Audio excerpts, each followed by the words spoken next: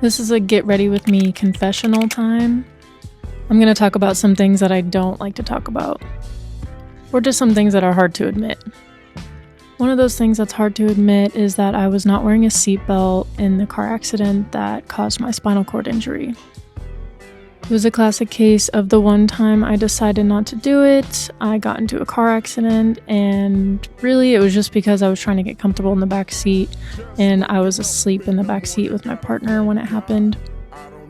You really can't go one time without wearing your seatbelt. Another thing that I'm going to confess to is that I didn't go number 2 on my own until about a year out from injury. I was told that my arms are shorter than the rest of, my torso and the length of my body. So I kind of used that as a crutch, and it just made it that much more difficult for me to want to try. But then I really just went for it one day, and it's not that bad. I can do it on my own now. Another thing I want to confess to is that I still get a lot of help. I was sort of hyper independent before the accident, and so it's still hard for me to admit that I get a lot of help with using the restroom and getting around places.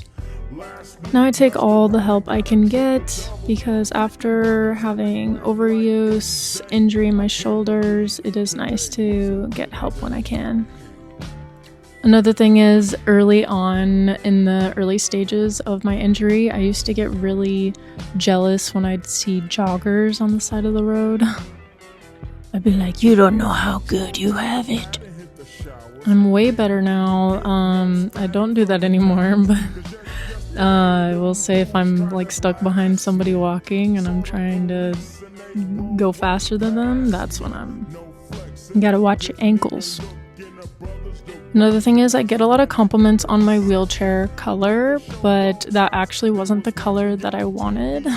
But I never say that whenever someone compliments me. The color that I wanted was sort of like a more green color that's kind of on the wrist of my bracelets. I just accepted my fate and realized that the color didn't matter. I do sometimes feel like it clashes with my outfits, but I just choose to ignore it or try to work with it. Early after my injury, I thought I wasn't going to be able to wear pants anymore, so I threw all my pants out and thought I was just going to be wearing long dresses and skirts for accessibility, but that didn't happen. I ended up just rebuying all my pants back. The last thing is that I didn't shower for weeks after my injury. I didn't have a shower chair, and my mom's house is not accessible.